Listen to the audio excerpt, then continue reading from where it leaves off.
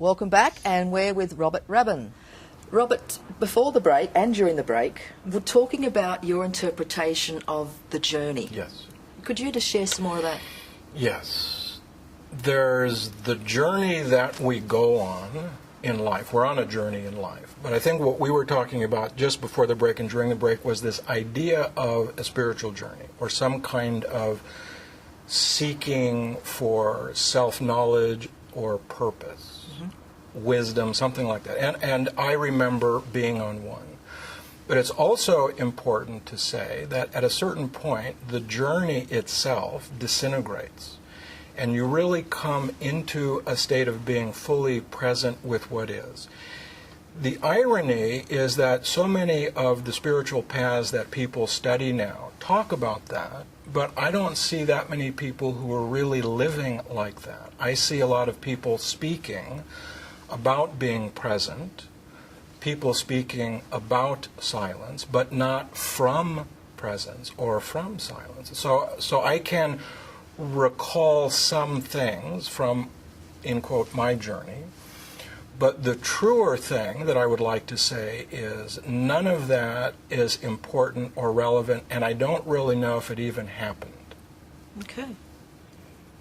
That's why I say, and I don't mean to be glib, but to say that it happened to an ancestor. I think, and it started coming to me a few months ago to this degree. I was giving a talk in Perth, and someone asked about my years with my teacher. He said, what was it like to spend 10 years with your teacher?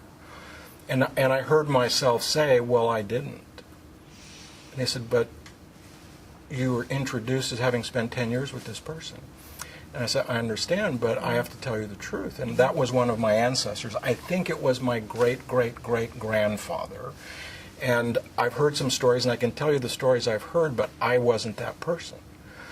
And when I heard myself say that, I went, oh, that really is the truth for you. That happened to some other person. It didn't happen to me. It didn't happen to this person being present now.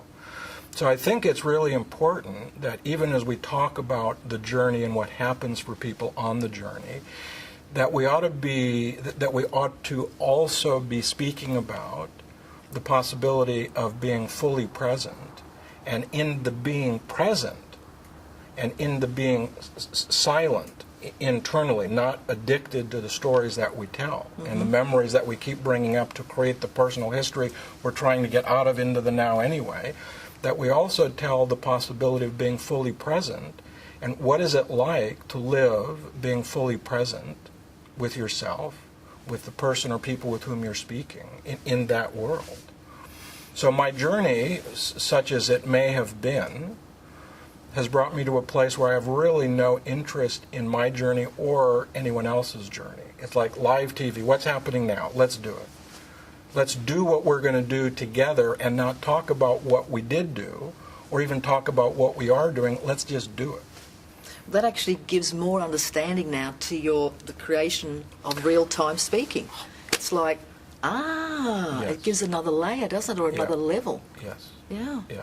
So in the work that I do with people through real-time speaking, it has also shaped me, and it puts certain demands on me to get really present, to get really connected, to get really real.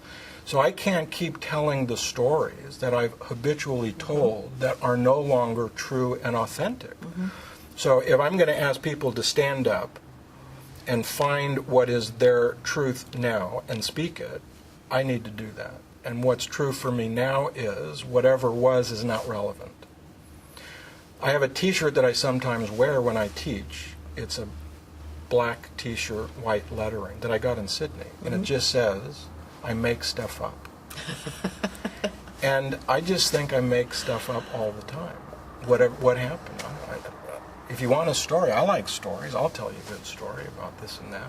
Well, let's make up a story about how you came to live in Australia then. In Australia? Well, once upon a time. That is, let's see, what did happen? Because after we did that filming with you back in around about July 2005, you went back to America. I did. Pretty much packed up That's what happened. Yeah, and you actually lived in Sydney for a while. I see. You're telling a good story about it. I think you should continue, and I'll see what happened. That did happen. T-shirts. Yeah, they're good. That did happen. I was invited here, as you know, to give some talks.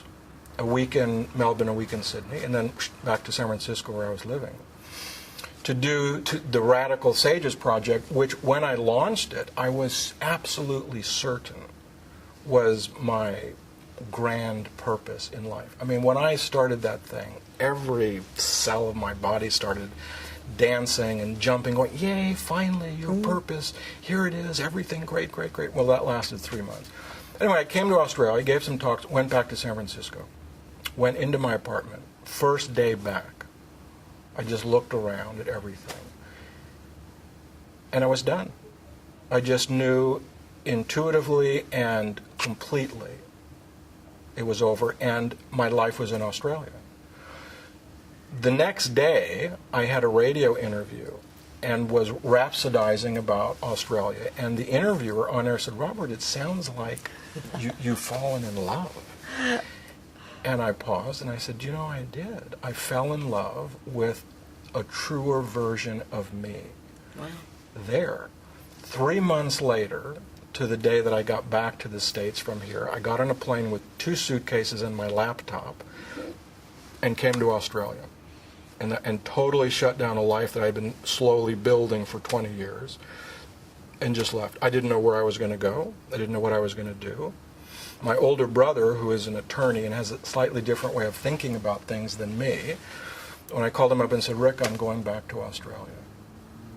There was a long pause, and then he said, well, you can't do that. And I said, well, I can't do that. He said, but what about... And I just said, look, tick all the I don't know boxes, because I don't know.